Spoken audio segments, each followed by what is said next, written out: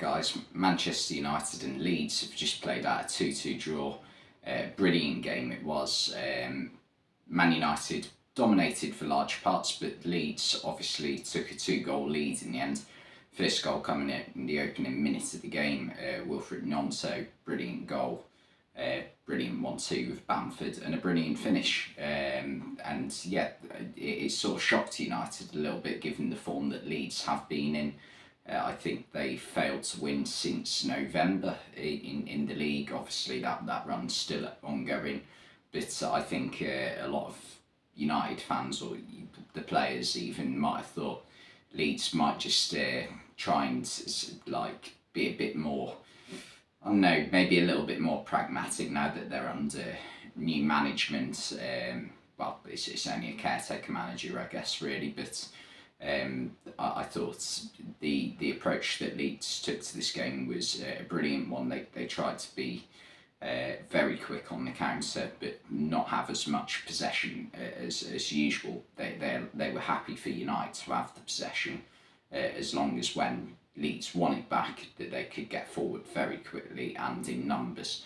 And they did that a lot of the weekend against Nottingham Forest, but they didn't take their chances at all at the weekend. Lost 1-0, and it was seen as a bit of a failure despite the fact they did have the better chances in the game and had 4 very good chances in the first half to score. But tonight, not as many chances, but they got their 2 goals, and they did have a couple of setbacks as well, having to, well, bring off Pascal Strag for Junior Firpo was the main one, as well as Sinisterra coming off Crescencio Somerville, but in the end that didn't do too badly because Somerville came on and had a good game. And it's a bit weird because Somerville seemed to have been in good form just before the World Cup, but I didn't watch much of Leeds, I don't think, in the few games after the World Cup, but he didn't seem to play as much, and that confused me a little bit because I thought that they had a good dynamic going in the attack of Rodrigo with Gnonto, Somerville and Harrison or Aronson all playing behind Rodrigo, and it seemed to work quite well before the World Cup, but ever since it's not been the same really. But yeah, in this game that they played well. United first half didn't create enough chances, I didn't think, for the amount of ball possession they had. Sabitzer came close to scoring on a couple of occasions, but the best chance they had on all half was by far was Garnacho's when he rounded Meslier, and it was a similar chance to in the Chelsea-Fulham game last Friday when David Datro Fofana rounded the keeper. He had a couple of defenders on the line but lost his cool, and I think that happened with Garnacho a little bit because Garnacho had time for another touch and instead he decides to take a shot from 12-15 yards, and you know, when you do that and you hit it at the height he's hit it at, there's always going to be a chance that a defender gets back on the line, and Max Verber did. And Verber, ever since he's come into the team, he has made Leeds look a lot more stable defensively. I know once again they've conceded a couple of goals tonight, but I don't think Leeds have been as bad defensively. I think the problem lately for Leeds has actually been in attack, especially now with Rodrigo injured, who's been crucial for them for goals this season. I think he's already hit double figures, and you know he is going to be a big miss for them. And yeah, Bamford up front, it's difficult to say because he did well for the goal. He does get in good positions, Bamford, but it always feels as though someone like Lisandro Martinez can deal with him quite well. And also, for some reason, his touch can be a bit off at times, and I felt it was a little bit like that tonight. But yeah, the midfield, Tyler Adams and McKennie were brilliant, as well as the players in front when Somerville came on. Harrison and Gnonto all brilliant, and the defence was mostly very good. Luke Ayling did very well coming up against Garnacho in the first half, kept him sort of stopped Garnacho from getting in the better of him, put it that way. Second half though, Leeds start on the front foot once again. They get the second goal. This time it's from Leeds already being up the pitch. The ball comes away from United's box, and there's a bit of a duel in around just outside the box really, between Koch and Garnacho, and there were handball claims. For me, I think if you're looking at handball there, Garnacho's probably handled it a bit more than Koch has. I'm not even sure if it does even touch Koch's arm. It looks like it's hit him on the outer chest, if anything.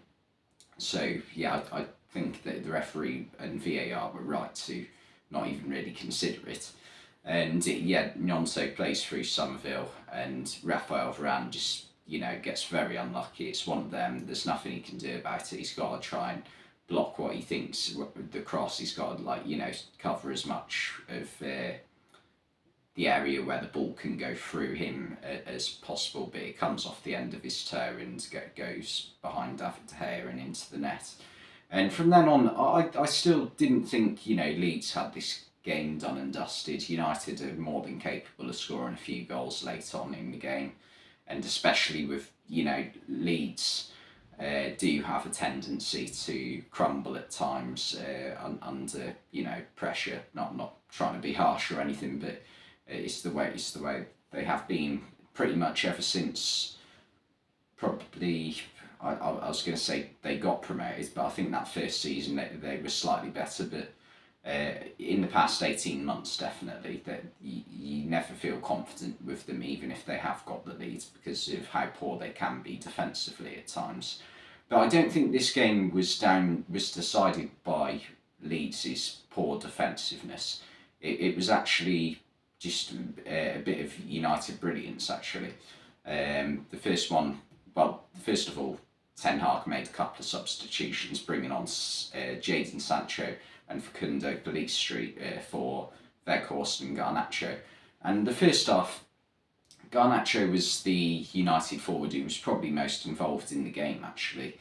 But it always felt as though Rashford being out on the right didn't suit Rashford at all. Rashford wasn't in the game whatsoever in the first half. And Garnacho was on the left, and he was getting some action, but you always felt as though Rashford could take advantage of maybe the lack of pace that Luke Ayling possesses compared to someone like Marcus Rashford, which was why Ayling was able to deal with him. And Rashford's all about cutting in on his right foot. He can't do that on the right. So it made sense at half time for Ten Hag to switch sides for the two wingers. But even then, not a lot was happening. But they brought on Pellistri, and he made an instant impact almost. Winning the ball high up the pitch, laying it off for Dalot. Dalot crosses it in, and a superb header from Rashford to pull it back to 2-1. And yeah, and from then on, I didn't think Leeds had any chance of winning this game. I'll be completely honest. And that's not great for a team who are winning the game, if that makes sense. And then the second goal, about 5-10 minutes later, Jadon Sancho is it his Premier League return? I don't think he played at the weekend, so I think it might be his Premier League return. He took it well. Brilliant play from Luke Shaw down the left, actually. I think that should be pointed out. And yeah, it was a good finish from Sancho, but I think Meslier, you've got to look at him a little bit there. He made some good saves throughout the game, so I don't think he had a bad game by any means, but I think for that goal,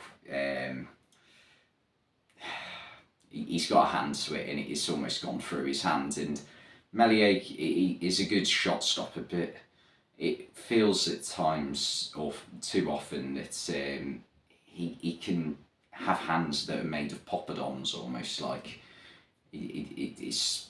And if a shot, if he comes up against a shot and it's just got any sort of power on it, you never feel confidence in him. You always feel as though it's a bit similar to what Kepa had with Chelsea, although I do think he's got better recently. But when Kepa came up against a powerful shot, you always had the feeling that it could just go through his hands. So yeah, I know Meslier is still a very young keeper. I mean, it was ridiculous, you know, the fact that he was a Premier League starting goalkeeper at the age of 20 a couple of years ago. You know, you don't see that very often. I think we're seeing it with Bazunu now for Southampton, but there are very few other cases that I can think of off the top of my head right now. But yeah, he should have done a bit better with that one. United did have more chances as the game went on, but Leeds, they still managed to get forward, and I think they realised if we just try and sit back, United are going to eventually, you know, break us down. So I think that was smart from them to go for that tactic instead. They made a few subs of their own, bringing on players like Jorginho Ruta, as well as a couple of late changes, bringing on Brendan Aronson as well and Sam Greenwood. And yeah, they'll feel disappointed given the 2-0 lead, but I think a draw at Old Trafford's never really a bad result, but Leeds need maximum points they can get right now. They're not in the relegation zone, but it's very clear they're going to be in a relegation battle come the end of well, they already are. They're in the battle, but and I think they're going to stay in the battle. Do I think they'll stay up? Very hard to say yet, because we don't know what style of football they're going to play for the remainder of the season. We don't know what manager they're going to appoint yet. That should all be decided in the coming days. But yeah, right now it's very hard to predict.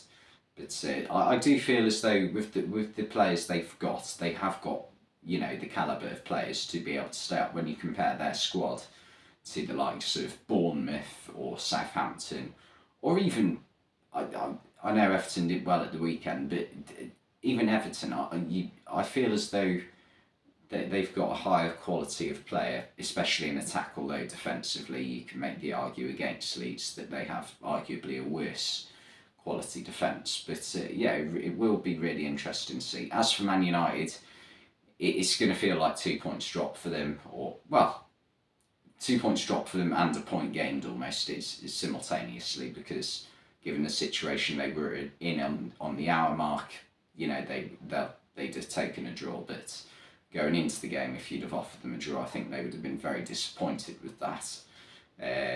And yeah, it's games like this where it might sort of halt Man United's chances of winning the title this season. I know it's very unlikely anyway.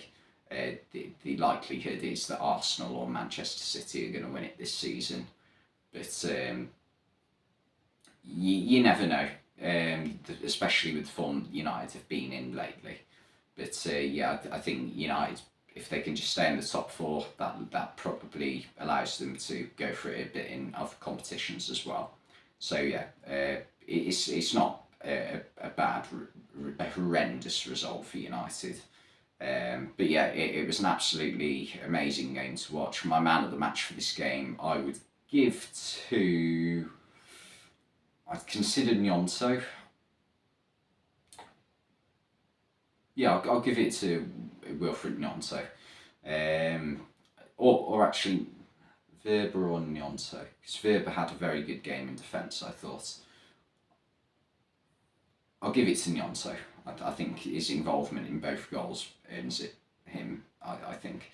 But yeah, anyway, brilliant game to watch. Thanks for watching this video, and I'll see you next time.